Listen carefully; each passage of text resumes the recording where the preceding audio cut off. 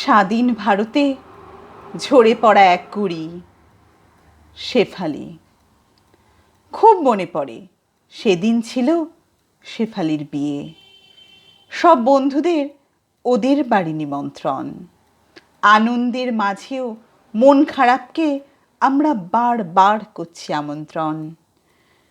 প্রাণখোলা মেয়েটি হাসি মজা করে সব সময় থাকতো।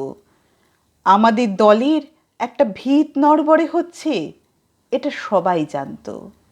শুনেছি ওর যে বর, তিনি নাকি মস্ত বড় ব্যবসায়ী। ওদের একটা শর্ত আছে, শেফালিকে চলতে হবে ওদের ইচ্ছা অনুযায়ী। তবে কি শেফালি আজ থেকে আমাদের কাছে হয়ে যাবে পরিচায়ী? সবাই অবাঙালি, বাড়ি আবার গুজরাটে, নানান রকম কারবার, রাজশাহী ব্যাপার সেপার। বিয়ের পরের দিনই ও চলে যাবে অনেক দূর, তাই বারবার মাকে জড়িয়ে কেঁদে ফেলছে।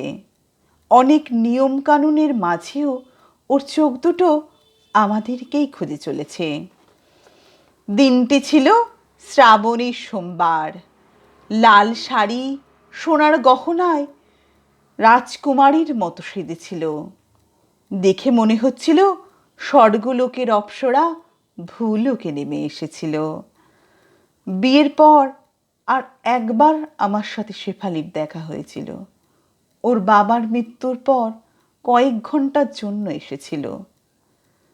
তারপর আমিও নিজে এলএলবি পড়ার কারণে কলকাতা চলে আসায় বন্ধুদের সাথে তেমন করে যোগাযোগ করে ওঠা হয়নি। 5 বছর পর কাল আমি বাড়ি যাব, কিন্তু আজ সকালে কি স্বপ্ন দেখলাম। সেই শ্রাবণের সোমবার, সেই শেফালির বিয়ের দিন। মনটা কেমন খচখচ করে উঠল। এই উন্নত প্রগতির যুগেও ওর সাথে আমাদের কোনো যোগাযোগ নেই, এই ভেবেই নিজের প্রতি নিজের আফসোস হলো। সময়ের ব্যবধানে বন্ধুত্ব কি হারিয়ে গেল? কি জানি কেমন আছে ও, হয়তো আমাদের ভুলেই গেছে। শেফালির বাবা কর্মসূত্রে পলাশপুর এসেছিল। বাবার মারা যাওয়ার পর ওর মা আসাম মাসির বাড়ি চলে গিয়েছে। আত্মীয় স্বজন কেউ ছিল না ওদের পলাশপুরে। যদিও শেফালি বিয়ের পরে চলে গিয়েছিল অনেক দূরে, বাড়ি গিয়ে রিনার সাথে একবার দেখা করতেই হবে। মনের মধ্যে যে সংশয় দানা বেঁধেছে, রিনাই তার নিবারণ করে পথ দেখাবে। সন্ধেবেলায় মাকে ফোন করে কাল বাড়ি যাব জানাতে যাওয়ার আগেই মা বলল রিনা এসেছিল, ভীষণ কাঁদছিল। তুই বাড়ি এলে তোকে সব জানাবো। সারাদিন মনটা অস্থির হয়েছিল। ভেবেছিলাম মায়ের সাথে কথা বলে মনটা একটু হালকা করব। সব কিছুর মাঝে কি শুনলাম, রিনা এসেছিল, কাঁদছিল। বুকটা কেঁপে উঠল। কি জানি কি হলো। আর কোনো কথা না বলেই সকাল হতেই বাড়ি রওনা দিলাম। স্টেশনে নেমে ঠিক করলাম আগে রিনার বাড়ি যাব, রিনার সাথে দেখা করব। কিন্তু রিনার বাড়ি যেতেই ওর বোন বলল, দিদি তো বাড়িতে নেই। ততক্ষণে মনটা থমথমে হয়ে গিয়েছে। মন খারাপ নিয়ে বাড়ি পৌঁছাতেই দেখছি রিনা বারান্দায় বসে ভীষণ কাঁদছে। দেখে মনে হলো আমার জন্যই অপেক্ষা করে আছে। আমাকে দেখেই চিৎকার করে বলে উঠল, শেফালির সাথে আমাদের আর দেখা হবে না রে। ও আমাদের মোহ মায়া ত্যাগ করে চলে গেছে বহু দূরে। এক মুহূর্তের জন্য আমার সমস্ত পৃথিবীটা থমকে গেল।